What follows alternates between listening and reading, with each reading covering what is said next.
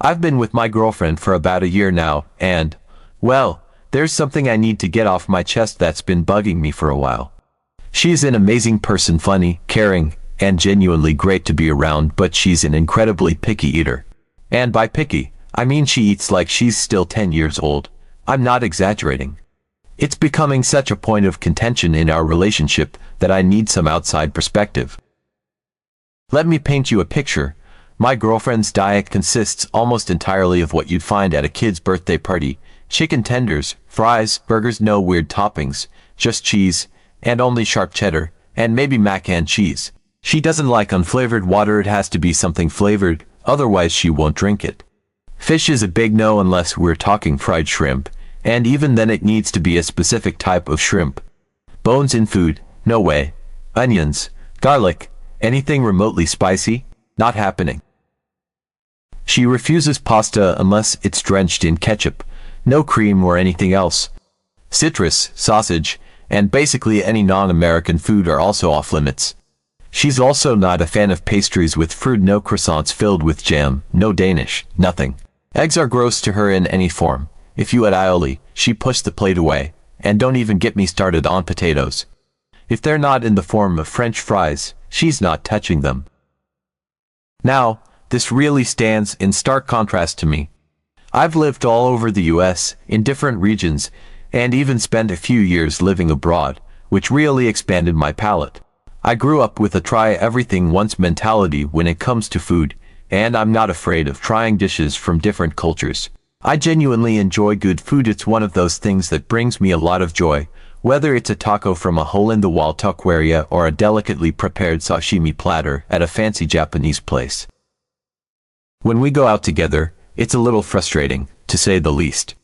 I'll suggest a new restaurant or some type of cuisine we've never tried, and her first instinct is to scan the menu for fries, or maybe a burger. I remember the first time we went to an authentic Nepalese restaurant.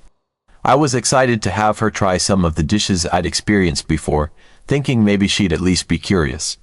She ended up ordering white rice and a side of French fries. And while I get that not everyone is adventurous when it comes to food, part of me couldn't help but feel disappointed.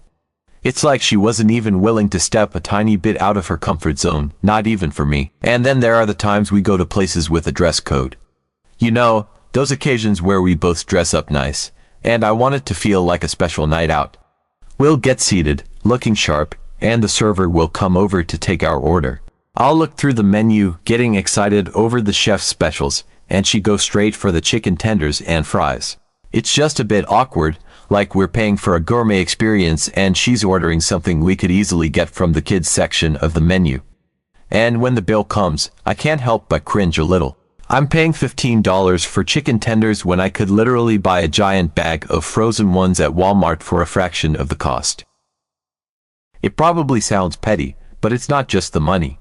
It's more that I feel like there's no reason for us to go somewhere fancy if we're not really going to experience what makes it special. A big part of the experience of eating at a nice restaurant is trying the chef's creations and enjoying the food as it's meant to be prepared. It's about tasting flavors you don't normally have and sharing something new. And I feel like I'm just doing that alone, while she's sitting across from me eating the same thing she'd have at home.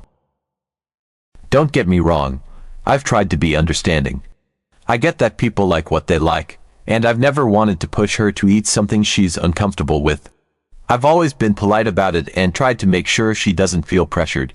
I've reassured her that if there's nothing on a menu she's excited about, we can always find somewhere else to eat. But after a year of this, it's becoming harder and harder not to get frustrated. It's the same conversation every time we go out, and it just seems like we're never on the same page about food. Things recently came to a head when a new dinner spot opened up in our area. It's a really nice restaurant, with great reviews, and the kind of place that I've been looking forward to trying for a while. My girlfriend heard about it and immediately told me she wanted us to go. She was really excited, which I found kind of surprising since she's usually not that enthusiastic about new places. I checked out the menu, and it looked fantastic, but, I'll be honest, also a bit pricey. The kind of place where the entrees start at around $30 and go up from there. I wasn't against going. I love nice dinners and sharing experiences with her, but in the back of my mind, I had this sinking feeling that we were just going to end up in the same situation as always. A couple of days before we were supposed to go, I casually asked her what she was thinking about ordering. She looked at the menu on her phone and, without missing a beat, said, "Probably the chicken tenders and fries." I tried to keep my cool, but I think something just kind of snapped. I asked her what the point of us going was if she was just going to order chicken tenders again, especially since we could just buy them and make them at home for a lot less. She gave me this look like I'd just slapped her. She asked why I had to say it like that, why I had an attitude. I told her that I didn't mean to be rude, but I just felt like it was kind of ridiculous for us to go to a nice place, dress up, and spend all this money if she was just going to eat something that we could make at home with zero effort. I told her I wasn't calling her a little kid, but it was hard not to feel like it was childish when she refused to even try anything different. That's when she lost it. She said I was being condescending, that I was acting like I thought I was better than her because I liked fancy food and she didn't. She told me I was making her feel bad for something that shouldn't even matter, and that it felt like I was shaming her for her tastes. I tried to explain that it wasn't about me thinking I was better, it was more that I felt like she wasn't willing to share in experiences that were important to me. I told her that I wanted to share more with her, and food is a big part of that for me. But she wasn't having it. She said I was being an elitist, that I was making something small into a big deal, and that I was unfairly judging her. I could see she was hurt, but I was also frustrated. I've tried so hard to accommodate her tastes and make sure she's comfortable, but it feels like it's always a one-way street. I'm always the one compromising, and she's never willing to meet me halfway. The argument ended with her saying that if I didn't want to go, then we just wouldn't, and we haven't talked about it since. The dinner is off, and things have been a little tense between us. I don't know if I went too far, or if I'm just finally being honest about something that's been bothering me for a long time. I love her, but I feel like we're at an impasse. I don't want food to be the thing that causes problems between us, but it's becoming more and more of a sticking point. After the argument that night, things remained tense between me and my girlfriend. It was one of those situations where we were just avoiding the subject entirely because neither of us wanted to touch that sore spot again. But the thing was, I couldn't get it out of my head. It kept gnawing at me. I love her, and I didn't want something like our food preferences to drive a wedge between us. I wanted to find a way to bridge this gap, to show her that trying new things could be enjoyable, maybe even fun, especially if it was done in the right context. Maybe what was missing was a little romance, a setting where she'd feel comfortable enough to step outside of her comfort zone at least a little. So, I decided I was going to surprise her with something different. I wanted to create a memorable evening that wasn't just about food, but about us. I thought that maybe if I could control the environment, make it really special and intimate, it would help soften her resistance. The idea was to create a romantic, home-cooked dinner, something just for the two of us. I wanted her to see that food could be more than just a means to fill your stomach. It could be an experience, an expression of love, something that brought people closer together. I started planning it out meticulously. I wanted everything to be perfect. I researched recipes that were unique but not intimidating, dishes that had bold flavors but also a certain comfort to them. I chose to make a creamy garlic butter Tuscan chicken, a delicate risotto with mushrooms and white wine, and a light salad with a homemade vinaigrette. I also made some sides, roasted vegetables, garlic bread, and even a small cheese platter for us to nibble on. For dessert, I baked a lemon tart, something fresh and not overly sweet. I figured that even if she was wary of some of the main dishes, there would be enough variety for her to find something she liked. Setting up the apartment was the next part. I cleaned everything thoroughly, making sure that the dining area looked impeccable. I got some candles, lots of them, so that the room would be bathed in a soft, warm glow. I picked up some fresh flowers for the table and set out my nicest plates and silverware. I wanted this to feel like the kind of romantic evening we'd share at a high-end restaurant, only in the comfort of our own space. I even made a playlist of soft jazz and acoustic tunes to play in the background, something to create the perfect ambience. When everything was ready, I called my girlfriend over to the kitchen, but I didn't want her to see what I had set up right away. I had a blindfold ready, and when she arrived, I gently put it over her eyes. She looked a bit curious and hesitant, but she let me lead her, and I guided her from the living room into the dining area. I could feel my heart pounding a little. This was a risk, after all. I was putting a lot of effort into this, hoping that she'd appreciate it and that maybe she'd be willing to step out of her usual comfort zone for me. When we reached the dining area, I took off the blindfold. Her reaction was immediate. She gasped softly, and I could see her eyes widen as she took in the scene. The flickering candles, the beautifully set table, the music hit was all there to create an atmosphere that was just for us. She smiled at me, a bit stunned, and I could see that she appreciated the effort. She looked around, and I could see the genuine surprise in her eyes, which made me feel like maybe this would be the breakthrough I'd been hoping for. I pulled out her chair for her, and she sat down, still taking everything in.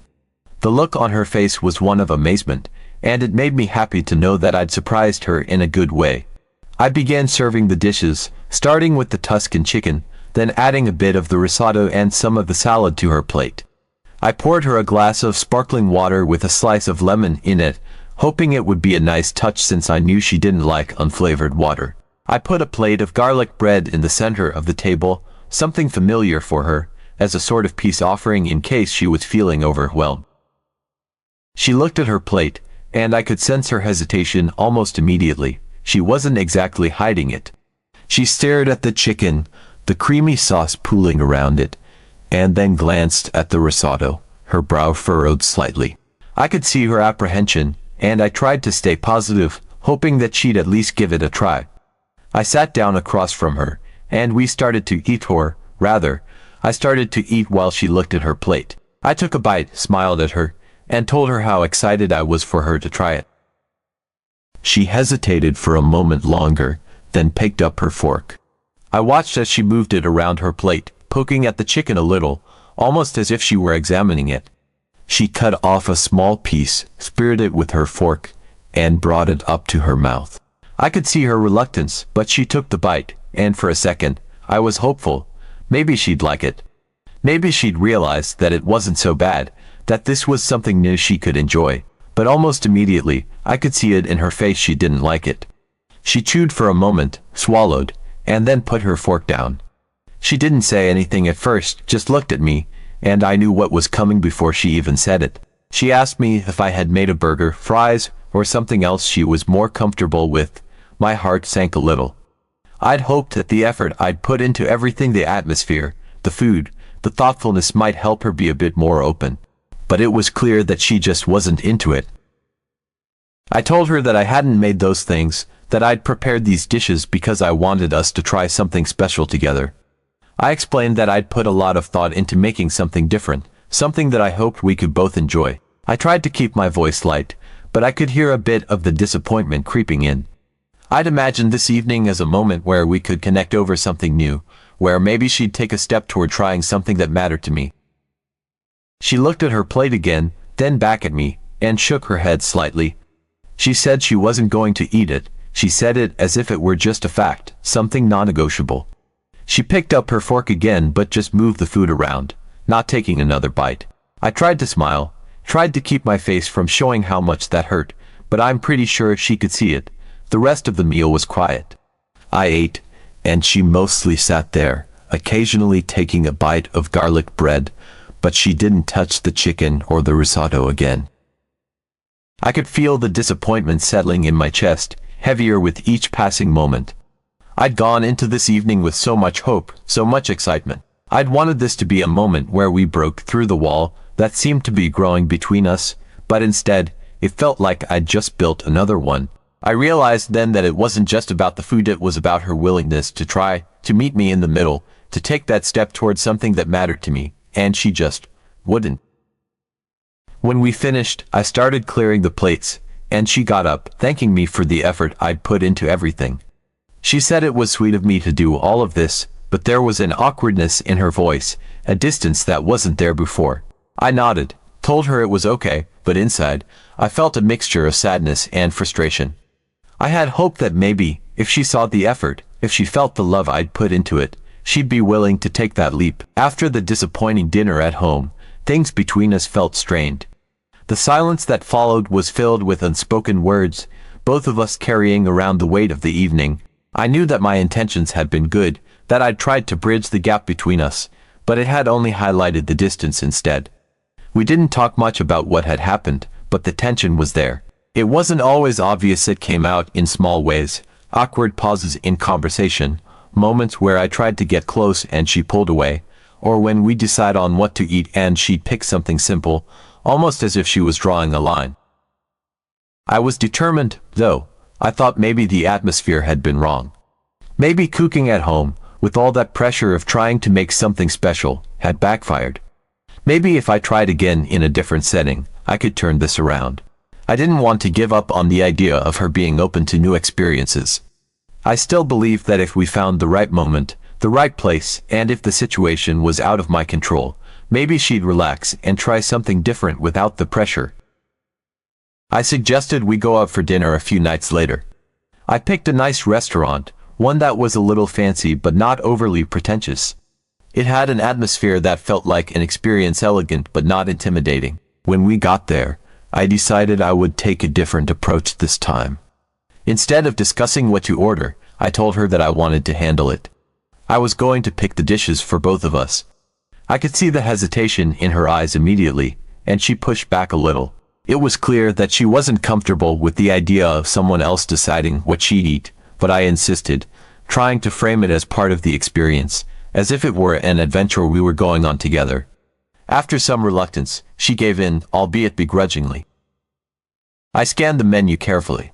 I wanted to pick something that might appeal to her, something that was flavorful and interesting but not too intimidating. I chose a dish that I thought was familiar enough while still being a step up from what she was used to: chicken marsala with a rich mushroom sauce, served with creamy mashed potatoes and roasted vegetables. For myself, I picked something I'd been eager to try, a seared duck breast with a blackberry reduction. I hoped that if she saw me enjoying my dish, maybe she'd be encouraged to try her own. The restaurant's ambience was perfect, soft lighting, the murmur of people talking and enjoying themselves, waitstaff moving smoothly between tables. Everything felt relaxed, and I tried to keep the mood light, joking with her and holding her hand across the table. When our dishes arrived, they were beautifully plated. The aromas were incredible, and I felt a small surge of hope. Maybe this would be the breakthrough I'd been hoping for. I dug into my duck first, savoring the first bite. It was delicious, tender, flavorful, the sauce balancing the richness of the meat perfectly. I turned my gaze to her, watching as she picked up her fork and looked down at her plate. I could see her hesitation again. She poked at the food, and I could feel my heart rate pick up slightly. She cut a small piece of the chicken, speared it with her fork, and brought it to her mouth. I held my breath, waiting for her reaction. She chewed slowly, her face giving nothing away at first. Then, her brow furrowed slightly, and I knew it wasn't going well. She put the fork down and shook her head, pushing the plate slightly away from herself. She leaned back in her chair, looking at me, and I could feel the frustration starting to bubble up inside me again. She moved her plate to my side of the table, a clear indication that she was done with it. She said, without words, that I'd made this choice, so I should be the one to deal with it. I tried to mask my disappointment, but it was difficult. I had wanted this to be a moment where we could share something, where she could trust me enough to take that leap, but it was clear she wasn't interested. I forced myself to smile, trying to make light of it, but there was an ache in my chest that I couldn't ignore. I was running out of ways to reach her, and each attempt seemed to be pushing her further away rather than bringing us closer.